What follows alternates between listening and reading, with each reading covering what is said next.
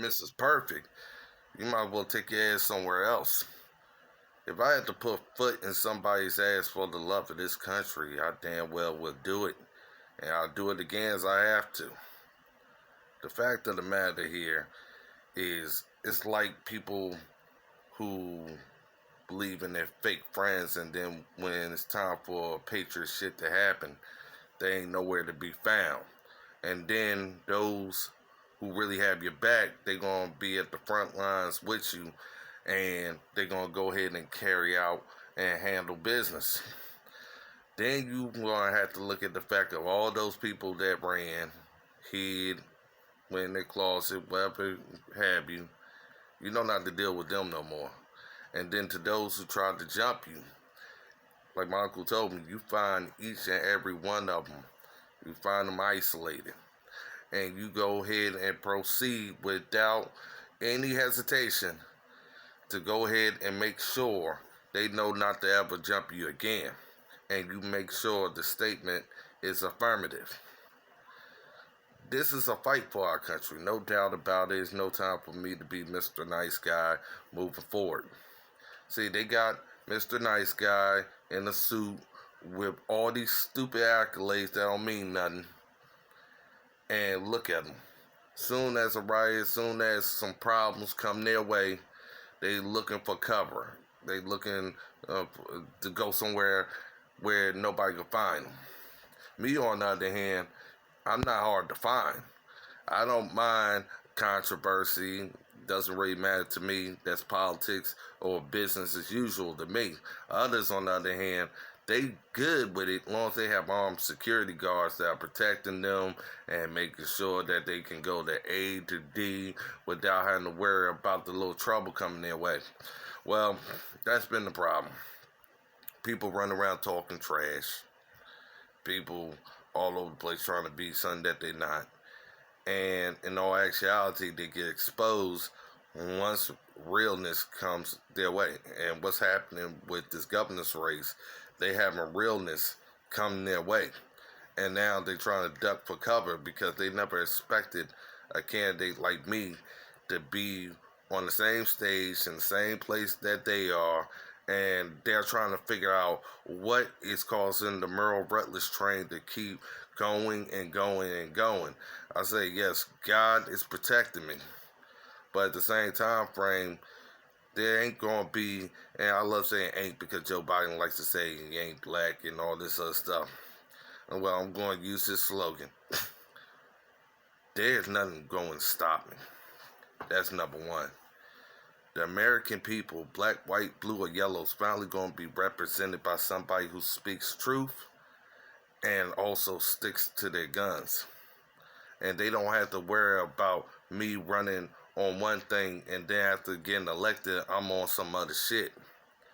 And people talk about my foul language. I'm like, oh, well, when you pissed off, what comes out your mouth? They need to see this realness in me. They need to see the authenticity. They need to see that I'm not going to be the next Republican employee of the month for nobody.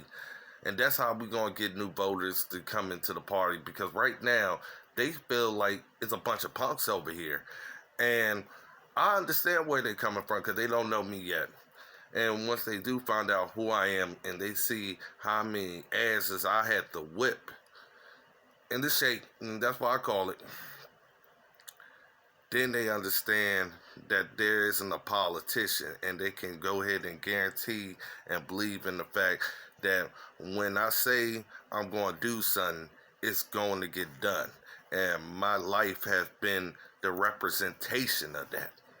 If you Google me up or whatever you may be, you're going to see fight, fight, fight, fight, fight.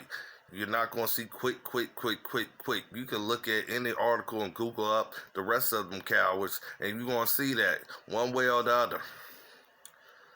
Like I said, I stick to my guns and I know who I support. Maybe if they were more loyal, maybe if they understood the meaning of that, maybe they wouldn't be full of expectations that has no kind of business being done by these other bureaucrats. That's the problem. It really is. Nobody speaks the truth. They don't feel it. when these other politicians talk. They're just like, okay, here's the next sales pitch. But when I come in the room, I'm there to raise the roof, get the blood pressure on high, and let people know when I walk out that room, you have a job to do, and I'm going to go ahead and get the rest of the program done in this campaign. But you also know that you are necessary for us to win. The rest of them just say, okay, give me the money. Show me the money. I'm not going to be that type of candidate. I'm going to stick to exactly what I say that I'm going to do. I'm going to go ahead and make sure on day one that it's clear, and they're going to know that Merle Rutledge is going to continue to make Virginia great again. And I'm not going to be nice about it. God didn't ask for me to be polite. God said, I'm going to bless you throughout this campaign, and he chose me. He knew I was flawed. He knew I wasn't perfect. He knew I wasn't one of the ones that most people would just warm up to. And that was the point. He wanted someone who was about business, making sure his will is done, and making sure no matter what I have to go through, because he has put plenty of obstacles in my way. It made me tougher. It made the other politicians softer. And I'm going to be who I am. I'm going to stay keeping it 100 with everybody. And when a question is thrown my way, you get a direct answer. You may not like the answer, but that's my answer. Because that's why President Trump is loved the way he is. You don't have to like his personality. We care about him getting the job done. It ain't about being racist and all this other crap and all these emotional feelings that's going on. It's about doing what you say you're going to do. A lot of people don't like their head coach because they're mean. Guess what? When you start winning, you start loving your head coach, and you start fighting for your head coach. You start playing harder for your head coach. And that's exactly what I'm doing with the Republican Party. We are going to have a fighting attitude, and the weak needs to go ahead and stay, I call it stay in your lane.